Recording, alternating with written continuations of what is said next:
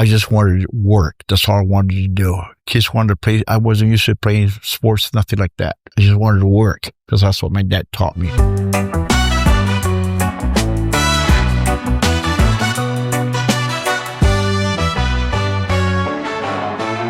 Hey everyone, my name is Alejandro Vélez. I'm the co-founder, co-CEO of Back to the Roots, and welcome to the very first ever episode of the Back to the Roots podcast, where we look to talk to incredible entrepreneurs, business people with a real purpose in life and either a brand or product or a process that really is something we're super proud of. And I could not be more excited to kick off this podcast with none other than Henry Viramontes. Now, he's never told his story ever before, which makes it even more cool and special for me.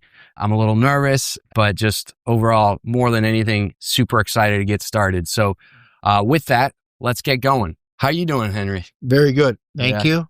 Where are we sitting right now? Right now, we're sitting at Viramontes Express Yard - Star Fertilizer.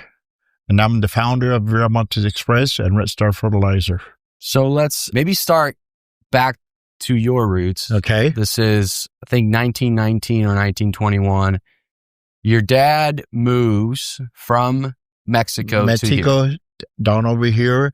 Where did he move from? Where in Mexico? Zacatecas, Jalpa, Zacatecas from Mexico. He was born 1901. And he came 1900s. And they moved into El Monte, my understanding.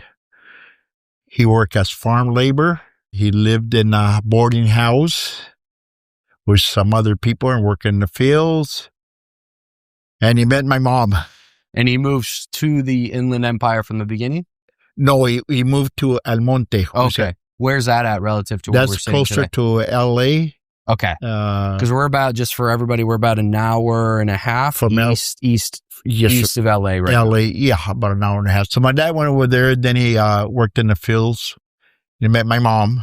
So he's a while here in El Monte already working. Okay. And what was he working, I believe? In the fields. In the crops. Because at that point, this is in the 1920s, this area was what? What were you, was it agriculture? We know nothing about Chino. Okay. As far as my dad knew, all the Chino didn't exist. So he was more in the LA area. Okay. And that's where all the crops, used to be a lot of fields up there, my understanding is there. And he worked there, and then I met my mom, and they hooked up, and they moved to a little town called Norwalk. So my dad had a little house, and he built a little house. 11 kids in that house. 11 kids and no running hot water. He used to raise his own chickens. So he did that for a while. And then he got into he left the farming, the crops and all that. By then, he already had a bunch of kids already. And he went to work in the dairies. Norwalk was known for a lot of dairies and artesia. So he hooked up and cleaning dairies in the fields. So then he raised our kids, and my older brothers start cleaning the manure out of the dairies. Then when I grew up a little, when I say grew up, I was 5 or 6 years old, he put me in the dairies to work in the dairy. So we had, including me, 7 brothers. So we had the whole family working in the dairy farms. That's when we grew up in the dairies. That's amazing, because you think about an immigrant story. Benjamin comes immediately working, and in so many ways, he's just trying to figure out what to do. Is there anything in particular about your dad that you feel still lives on in the business and how you operate as an empresario, as a CEO today? Well, he really taught me how to work really good, hard. And thanks to him, that's where we picked all this up. And when we grew up, it wasn't the best of town. They were kind of rough, because that's all my dad could afford. We put us there. But he never gave us a chance. He put us to work as young kids. We were in school, and he picks us up every day, took us to work, to the dairies, to clean the dairies. So he never gave us the chance to actually hang around with the other kids. And that's why How old were you when you started working? 6 years old, 7 years as a little boy. Took me out to the dairies and cleaned underneath the corrals with the shovels, the manure. All their brothers.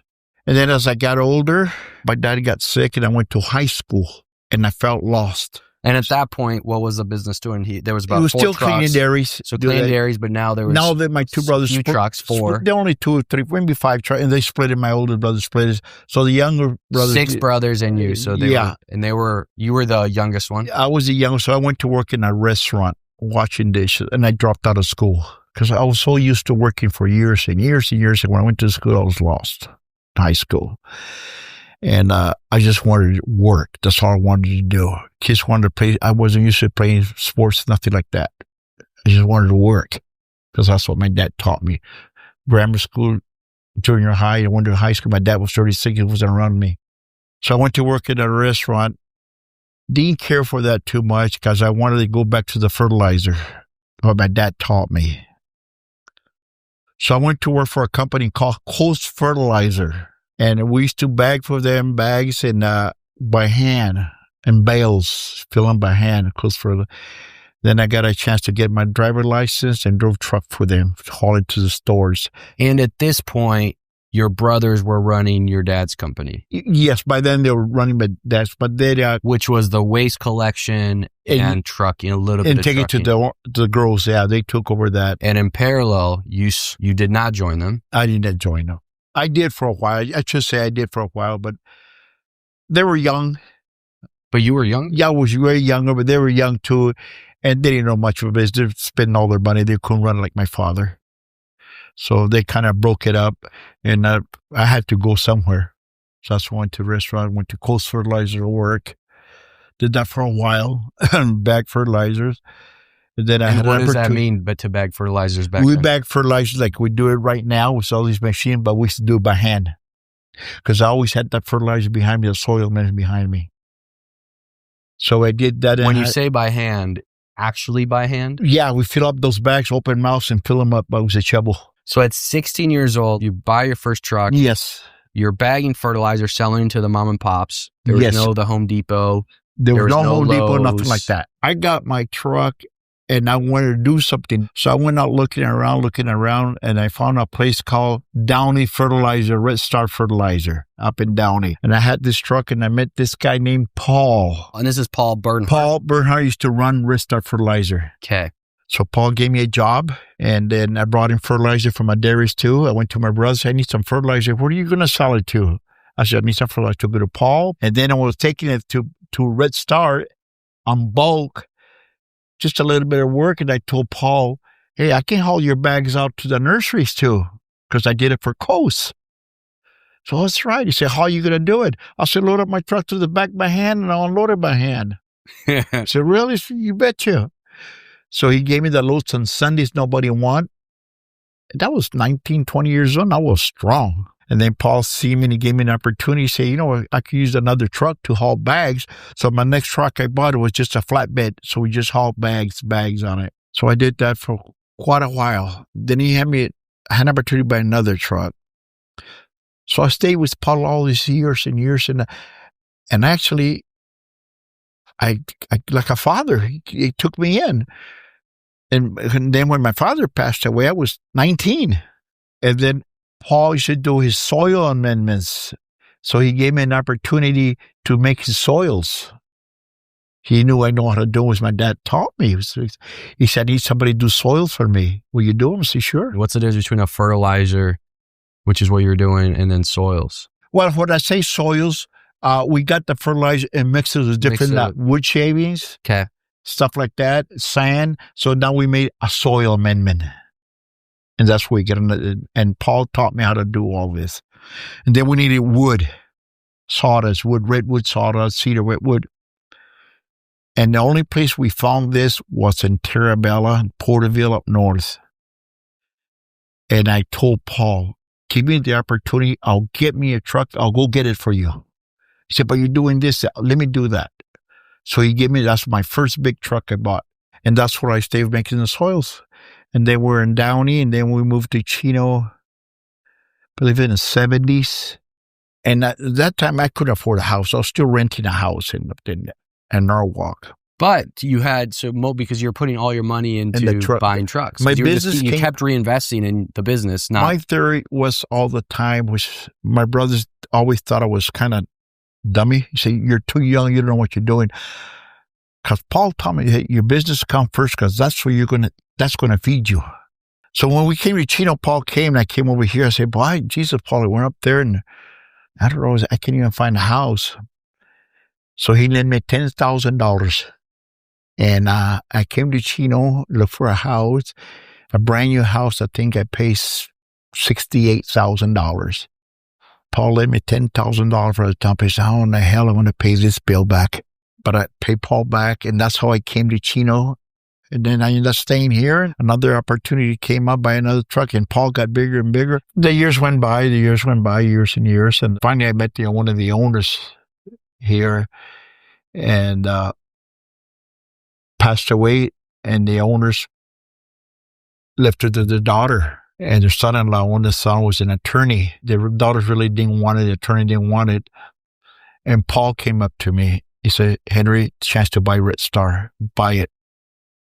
So by then I was already doing good. I already owned this site here, this 50 acres. I was doing good. Okay. This to Paul, So now I already had some capital. I had some some equity build up.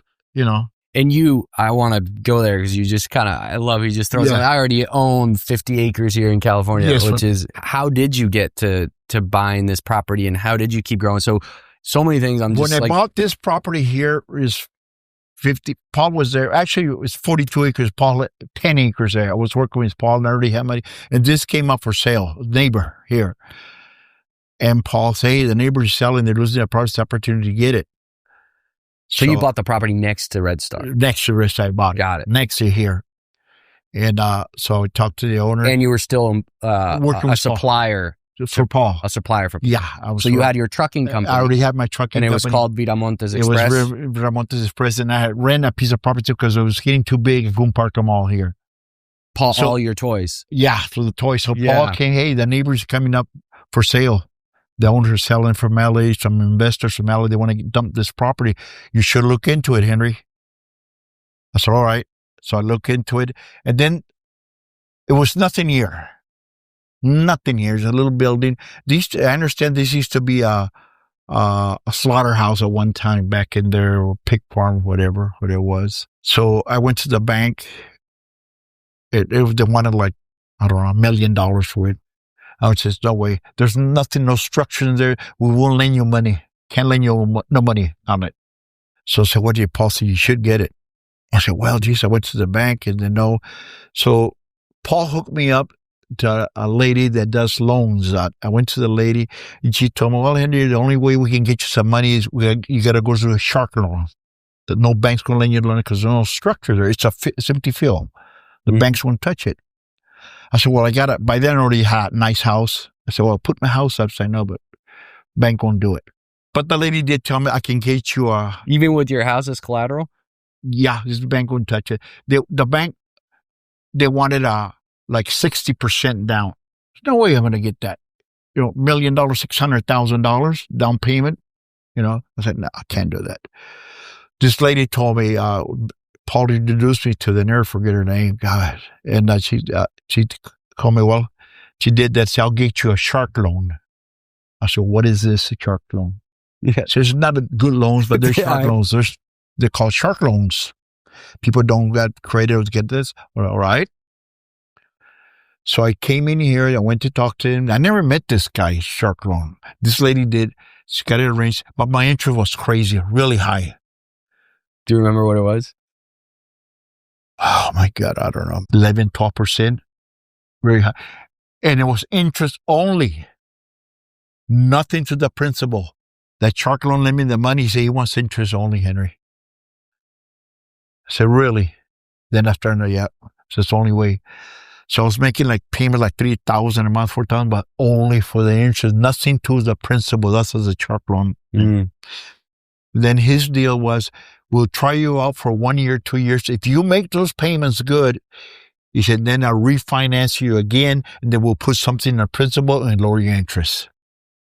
Okay? So a year went by, 2 years, I was making this truck loan payments to him.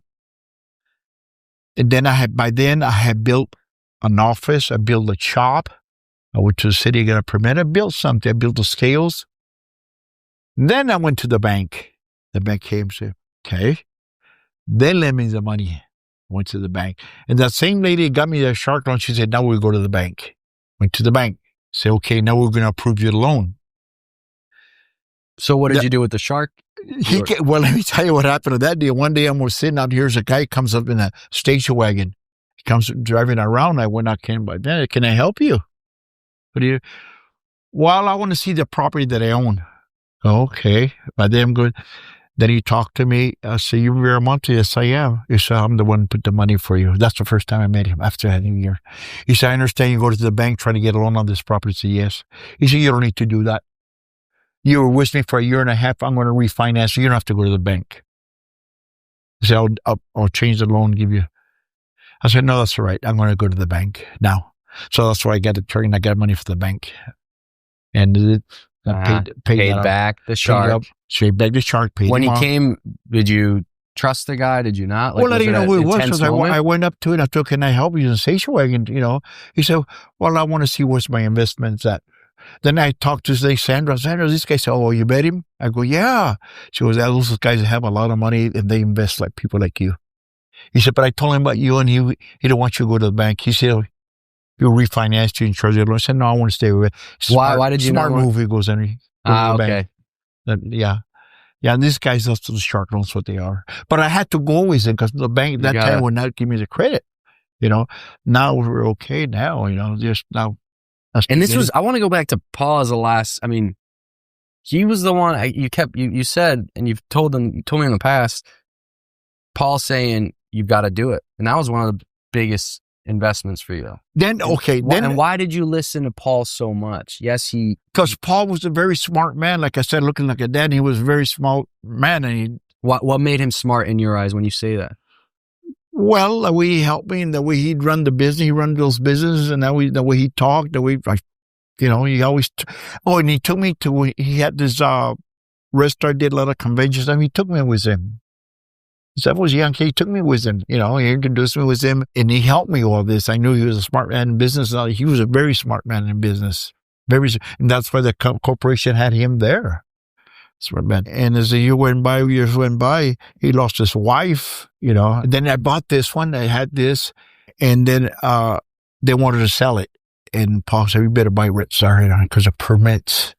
These permits are like gold." He goes, "You got grandfather permits here. Permits? What are permits? Composting." And for fertilizer. And they're hard to get in this area, you're saying? Yes, because when Red Star was established in 1920, 1930, they had the permits. And then when they moved 2 or 3 times, and them days, the permits are transferable. And then when they moved this last one, they weren't transferable. They stopped that in, year 2000. No more transferable permits. So now when somebody tries to get a permit, they give you a permit which is called contingency permits. It's not a full permit. Contingency upon staying in the land. About this is what happened. Yeah. Okay. And Paul said, you better get this permit. Said the permit is worth more than the property. He said, Red Star has them. And I paid a pretty good penny for Red Star. And at that point, Paul said, worth it. It's worth it. And I listened to Paul. How much of it was with a mentorship relationship? At that point, you had more assets than even Paul had. Oh, yeah. So then I had this property already. I think. How are you humble enough to still not say, well, I know more than Paul? I have more money than Paul. Well, I don't know. I just kept to myself. I never said, but Paul knew it. Paul knew I could afford it. And so Paul, you better get Red Star because of permits and that. And I knew the business already. And I already knew the permits were very, very hard to get. Very hard. So you were convinced on your own? I was, what I learned from Paul, I already convinced myself, I got to have them. There's no place you're going to go. Because I did my homework. And Red Star really was worth maybe $2 million, So they sold it to me for $4 million. I already knew it. Paul, that's a hard nut to crack right now, So Paul went back to the owners, negotiated. I got to loan this property. I only owe $300,000 in it by then on this property here. Okay. So I borrowed this land, paid that one. So now I own both. Now I got 50 some acres now. Right. So then Paul worked for me. I owned it, Star. I got the books. We all owned. So your mentor ends up working for you. Yeah. So How was that? And then it was very hard because Paul was, like I said, like a father to me. When I got the books from Red Star and I brought my daughter in, actually that's the time my daughter should come in, and I got the books. Paul had power of attorney. Power of attorney as in he could make final decisions. Paul could make all the decisions he wanted. There was two persons that signed the check for Red Star. There was a lady called Vivian. And this is the Armenian family. And that's the daughter? No, they were not involved. They were not involved anymore. They were not involved. But those Armenians people had sold it two power attorney, a lady named Vivian and Paul. And those people had the authority to make decisions. Okay. And then when I bought it, the state was for power attorney. I bought the books, I bought everything. They brought the attorneys, brought me where we all sat here. We signed papers and all that. So Paul got sick. Really sick. And around this time?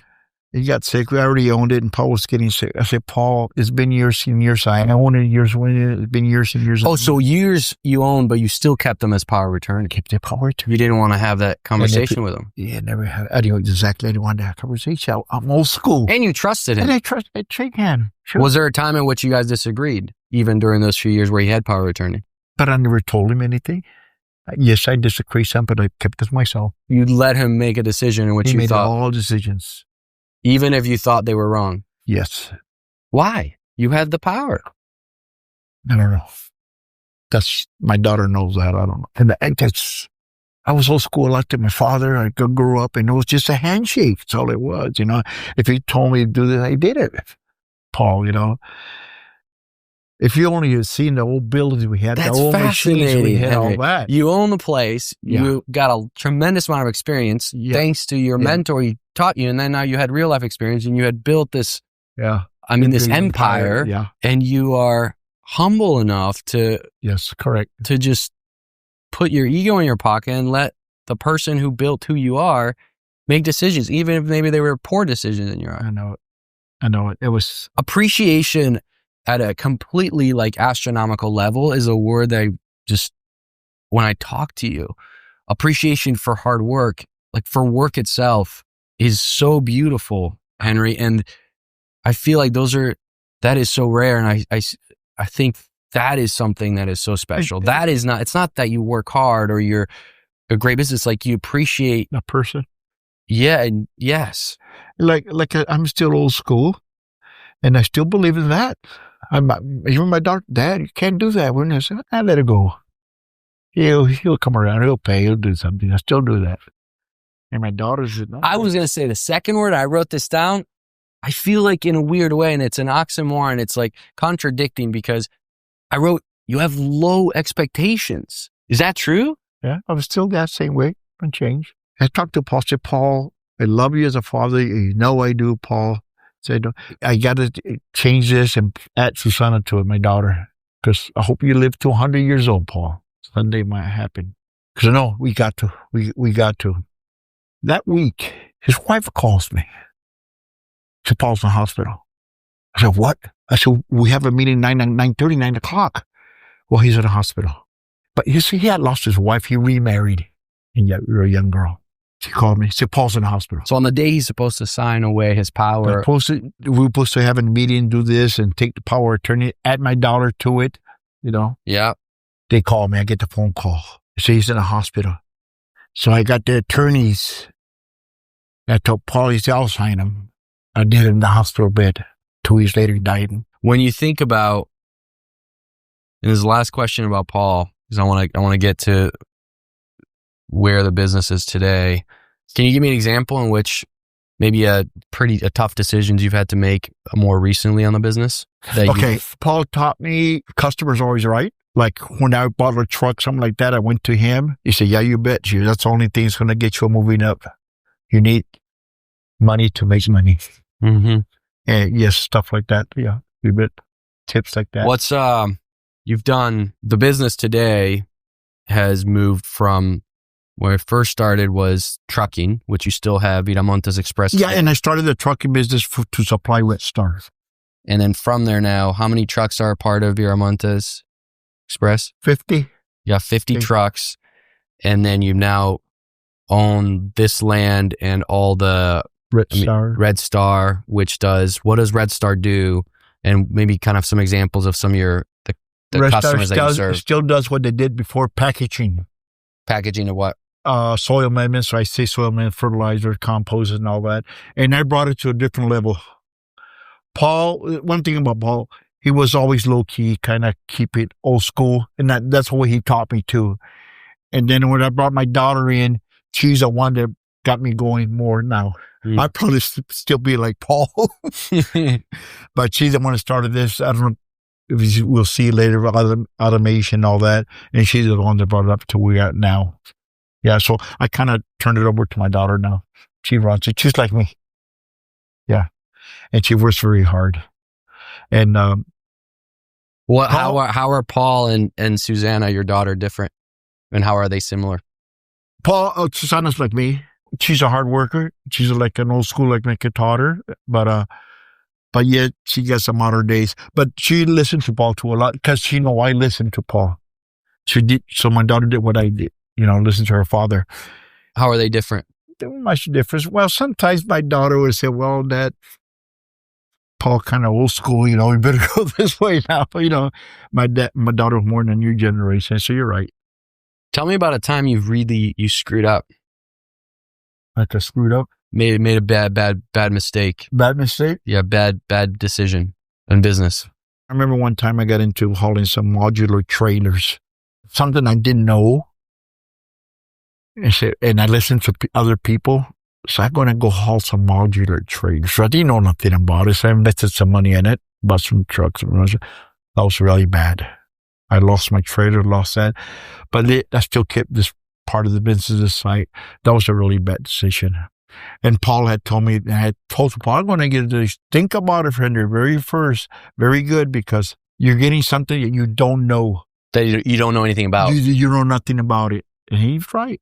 And he warned you. He warned me. You're getting something you don't know about it. I would look from an outside perspective. Well, it's still logistics and trucking. So you do know. I got into it. Is that how you justified it? Yeah, I got into it just a little bit just to try now. Oh, your Paul is right. I backed off. And I lost a little before it got any deeper.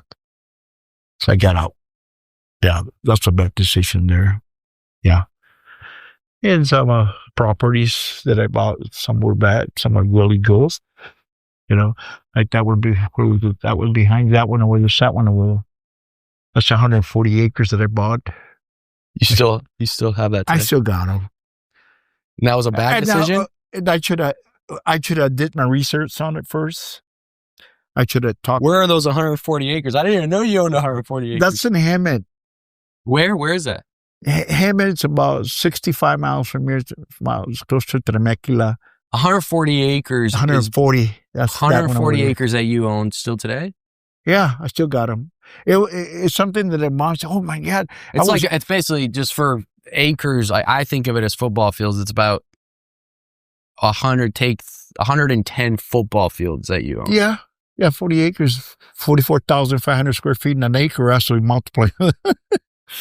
So when I bought that. So over 100 football fields. And when you said that was a bad decision, that was a bad purchase at the time? Well, what it is a bad investment, which is not going to be a bad investment, but how many years is it going to take?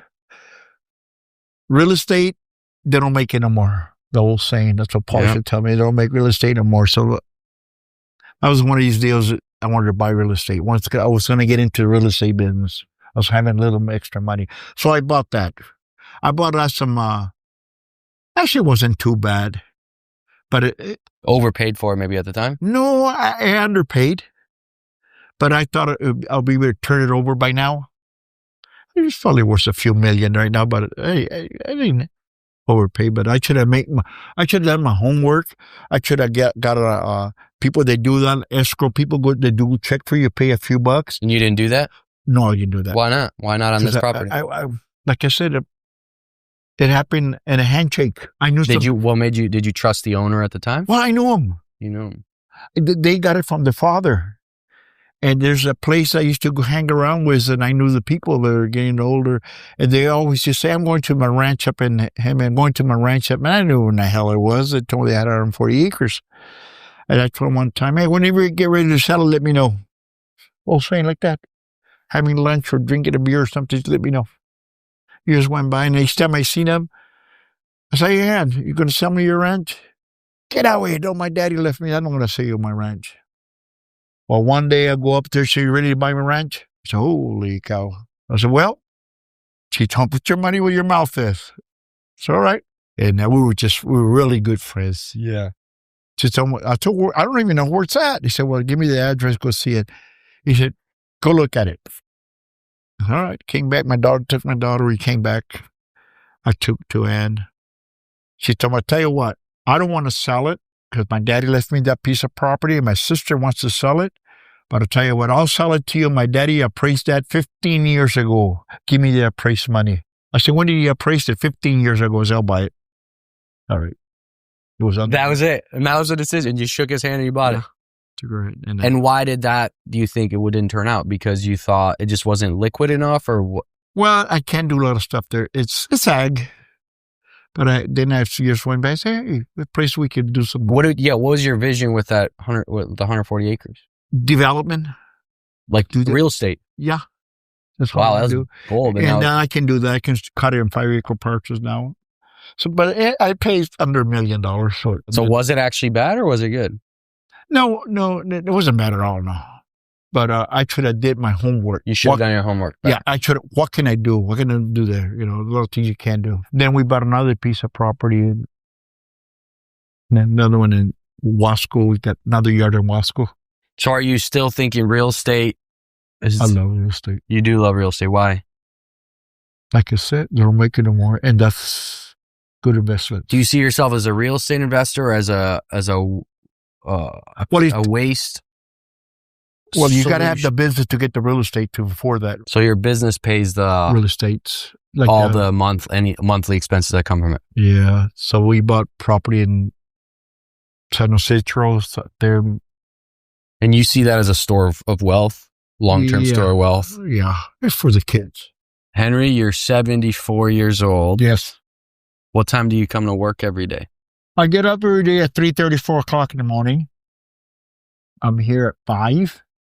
Why? You don't need it. You've taken waste and not seen it as a waste, but the opposite is the fact that we've wasted an incredible resource and you've turned it into an empire. Yes. Why are you coming to work every day? What excites you? Work. Why? Well, I'm going to go back. What my dad taught me. And I'm so used to it. I just can't shake it off of me. I feel when I stay home, what am I doing home? I should be there. I feel lost. I know I don't need to, but I feel like gotta be here.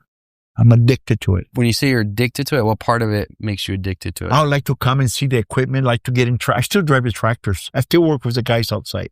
So this morning when I came, I left at 3:30. I got a little early, left early. I went to the place in my other yard, checked it all out. I was driving my pickup, see what's going on, what we did, what we need. Then they need help with I jump in the tractors and help the trucks get loaded.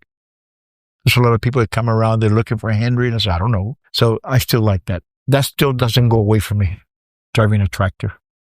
I still do it. I like it. And it will never go away from me. You don't take vacation? Never. 7 days a week. Sundays I work 5 hours. That's a short day. 5 hours Sundays. How do you divide your work days now? Like how do you when you come to work, you're out in the morning when you first get in? Do you do any office work too? No, I'm not an office person. So you're never are you answering emails? No. You never answer emails? It's phone calls? It's my phone.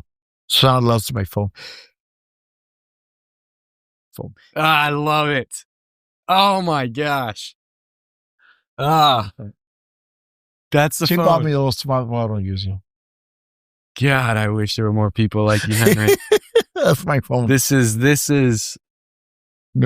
America. This is the heart of America. That's what you got. People like you. So that is what makes America what it is. This is what makes... Probably going to be one of the last Mohegans. My daughter's she like me, but she's just a new technology. She got me a smartphone. I don't use it. So sometimes I don't even know how to use that thing. I don't even know how to answer it. There's so much to learn from you, Henry. There is so much wisdom. And there is the consistency, the dopamine that you get, not from the stuff around it. It's the actual work, the actual doing of it. The fact that that's what keeps you going. Yeah. I mean, a lot of greatness comes from absolutely loving what you do. Yeah. And my family's, of course, my daughter, my son, they're involved pretty good. My son does all the outside work, grinding. I taught him very early out of school, just like my father taught me. Yeah, I got him out of school, and he stayed in school, and he graduated. I let him stay in school. But at summertime, I had him here. Weekends, I had him working. And my daughter, too, she was going to college when I pulled her out. She come and help me. And actually, I didn't stop her for college. She was coming to help me, and then she see I was getting bigger. Said, "Dad, you really need help." She was parking a car outside and helped me do the paperwork. Oh, she took over. She's going to be like her father. Yeah, the next interview will be of Susanna. It's Susanna. That's awesome. And that's that partnership that you guys have. And it's a good relationship we have. Very good relationship. The trust that you have. My family and I have a good relationship, and they got a good mother too. A good relationship. Her mother and I were divorced, but her mother works here. She does. I didn't know that. Her mother's here. I haven't met her. Have I? She works in that office. Yeah. Oh my gosh. Yeah. We're friends now. We got divorced many years ago. But my parents are divorced too, and they're still friends. And so I can't bring my mother to work. So do what you want to do. It's up to you. So her mom works here. It's okay. It's fine with me. So now what we do, I just work 7 days a week. Friday and Sundays is 5 hours, and go pick my dogs, take them for a ride. What are you most proud of? My kid, what I done to them, and what I built. What do you think they're most proud of you for? Good provider for them. I taught them how to work hard too, just my father taught me. But I made my kids stay in school. I lost my dad too young. I was very young. I was 19 years old, and I was like a fish out of the bowl. I didn't know what to do when I lost it. That's why I went looking around, and I found Paul, and I stayed with him. I think it was a lot of hard work, what it was. And it paid off. Thank God, knock on wood. Then meeting nice people like you, getting business now. Yeah. And Paul taught me how to be business. Who are some of your customers today is the city of Los Angeles. You do you have a lot of partnerships with them in which you're picking up a lot. I mean, you have partnership with Waste Management. Oh, yeah. I see Waste Management trucks all over yeah. We got a good relationship. All the freeways, you pick up all the... We build a mulch. You see it as mulch, but to most Americans, they see it as all the debris on the side of the road. Yes. So you see it as mulch. I mean, look how you talk about it as mulch. People see it as waste. That's right. It's always a waste for you. For you, it's a wasted product. I turn it into something recyclable. We can use it. And that's why a good relationship got with the cities and all that. United States Forestry got a hold of us. And they heard about us. They came out to us, and I met them. We had a big meeting here, and we had that time called the bark beetle. Back in 2003, 2004, the bark beetle came in. And it was killing the forests. Paul got into it too. We got into it too. And it didn't have much rain, so the bark beetle took over the forest. It was killing the forest. So the forest, you had to thin it out. So there was a lot of people involved in it, but they wanted somebody that can recycle it, do something with that product. And they came to us.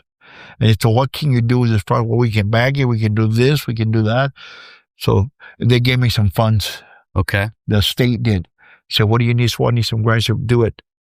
They gave me some funds. Yeah. Because they need to get it. I mean, yeah. So we got grinders up there, some big grinders or something right there. We put the trees, chopping them down, bring them down here, put them in bags, color them, do all this kind of stuff for the forestry. And that's how our name got there, out there. Well, I think you call it old school. I feel like it's just one thing led to principles. Like it's the integrity. You're direct, you're honest, transparent. And I see that as a partner to you today.